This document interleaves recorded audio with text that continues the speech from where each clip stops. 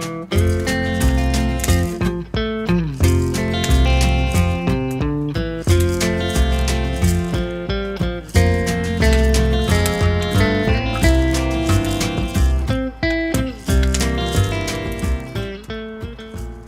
YouTube, Mad Dog here. So today I'm going to try and make some cordage, some basic natural string out of this cordyline plant just here. So I'm going to remove one leaf. You can do this just using your knife or a pair of scissors so you don't cut yourself, because these things are sharp. So I'm just going to find a nice long leaf. This is last year's growth. As you can see, it's starting to split like a full tongue at the end. So I'm going to go right down to the base of the plant and at an angle cut across like so. The reason I do that is it stops infection and the plant from rotting and dying basically. So what I'm going to do now is cut back to the next part of this video. I'm going to process this down in the shed and show you how to make some usable cordage out of this. Stay tuned.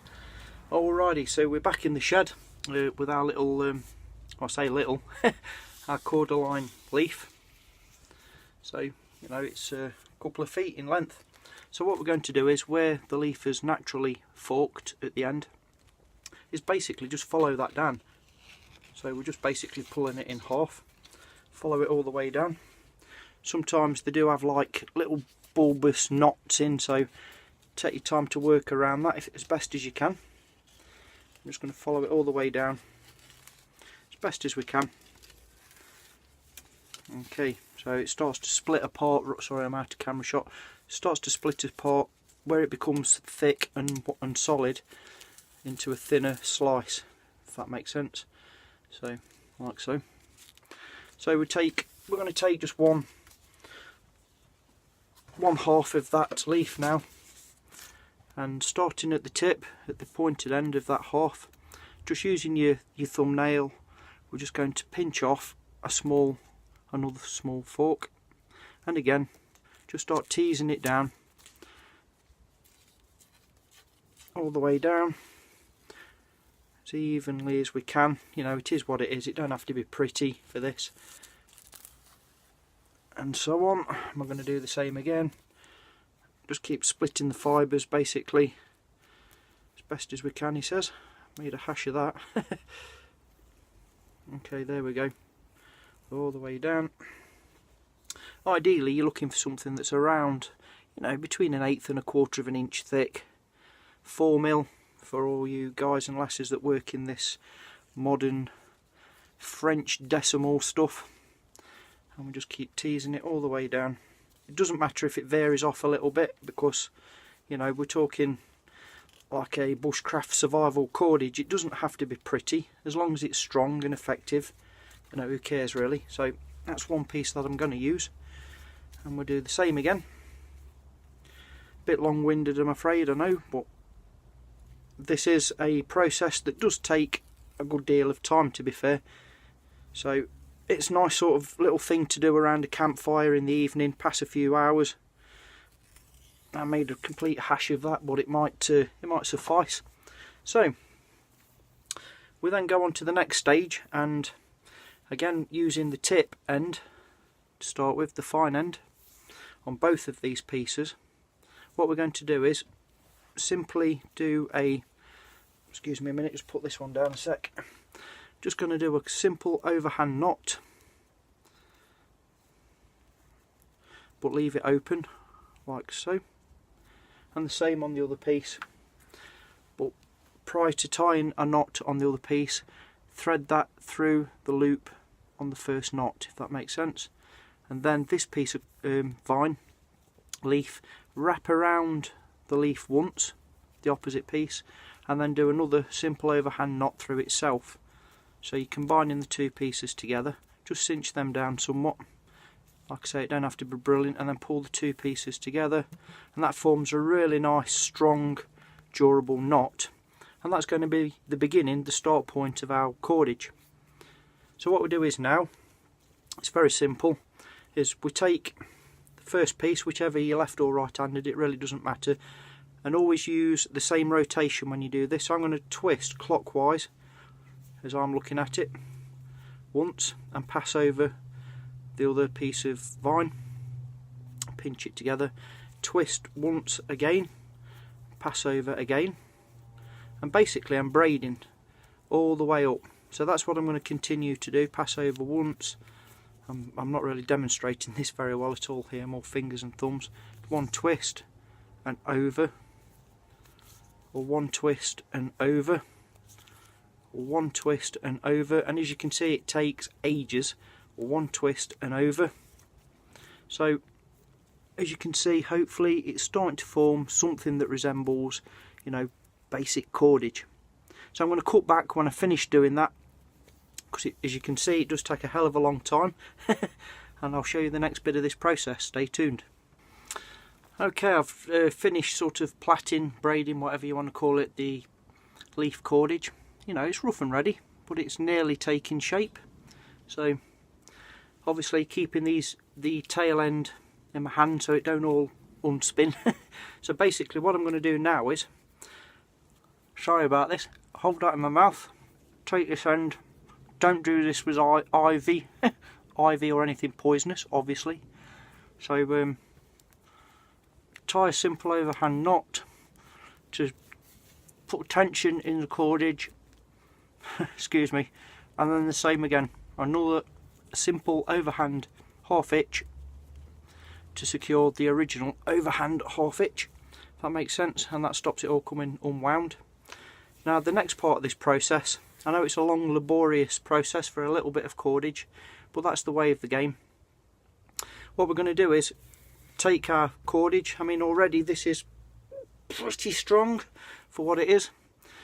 We're going to take a little cooking vessel, some charcoal from a previous fire, wrap this up, throw it in a pot of charcoal water obviously, and boil it thoroughly, and just leave it on a simmer for a long, you know, I say 20 minutes or so at least. Take it off the flame and then just let it purge, let it sit there and simmer to absorb the charcoal. And that's basically so that, don't forget this is green and live, so that it'll absorb all that charcoal. And once the green fresh material has dried and gone hard, it will still retain a certain amount of flexibility without it becoming too brittle and snapping straight away. That's why we do that. So I'm going to cut to that bit of the video now and actually get a brew on, as it were, charcoal brew, and get this bad boy in there. Yeah. Welcome back. So what I've done here, I've skipped a few little steps purely because of the length of this video already, and as you can see by the state of my hands, I've got other projects on, so please bear with me. So what I've done basically, I've got my little Mad Dog fuel stove on the go here, with a little homemade support, if you like. And here I've got my little homemade billy can, if you like, just a baked bean can, and an improvised lid just attached on there. And inside there's a nice broth. Just get my knife here so I don't burn myself. There's a nice broth of charcoal just boiling away nicely there. Nothing flashy or fancy. And basically what I'm going to do is take our homemade cordage, wrap it up and stuff it in there. Simple as that. And again, I'm just going to bring this back to the boil, flip the lid over, get that on this little makeshift stove again, little Meth's alcohol fired stove. Nice and steady, a bit precarious this one because I'm doing it on a flat surface, and as you can see the wire mesh should be buried into something, you know, to spread the load more evenly, but ooh, see how it goes. So I'm just going to let that boil for a little while and then obviously take it off. So as they say on Blue Peter, here's one that we did earlier. So we'll take it off, and we're now going to take, obviously we're going to let this simmer in real life, as it were, for you know, half an hour, let it really soak all that good stuff up. And we're going to take our homemade cordage out and let that hang and dry now for a good couple of days. And if I can just find it, what you'll be left with is, as they say, here's one I did earlier, is this type of thing. Now I don't know if it's picking up very well in the shed here, but the actual diameter is roughly half of what you originally started out with. Obviously all the green chlorophyll and etc. has been dispersed from the plant, and once it's dried we've left with some good usable flexible cordage, which, believe it or not, is quite strong for saying it's only come off a plant. Now this method, I'm just showing, I know it's a poor demonstration, but I'm just showing it can be done and in the field, and this method can be used or applied using willow bark, pine roots, birch bark, the inner bark of a birch, many different types of plants and trees. But I just thought, because I got it, you know, to hand in the garden, the cordyline, go try it. You know, you can use nettles. Famously, everybody knows you can make cordage out of nettles, blackberry brambles. The same method applies. If you take some good thin strong fibres, plait it, braid it together, heat it up in a charcoal, a boiled charcoal solution, really let that ferment, if you like, permutate into the fibres, and then give it a good drying, you will be left up with some real good strong usable natural cordage. Now before I close, the other little tip is, as we all know anyway, if you hydrate this, basically wet it through again before using it as a lashing, especially if you're doing a permanent, semi-permanent wood assembly, then lash this thing around what you're going to join together wet, and as it dries out again will contract and therefore further tighten that joint, making it even stronger. It's a nice little tip to remember. So anyway, poor demonstration by me as always, video's way too long, but I hope you find some of this useful, because there is lots and lots of materials that you can make good strong natural cordage within the field with minimal effort, just time and patience. Anyway, take care for now, see you all soon. Mad Dog signing off. Yeah.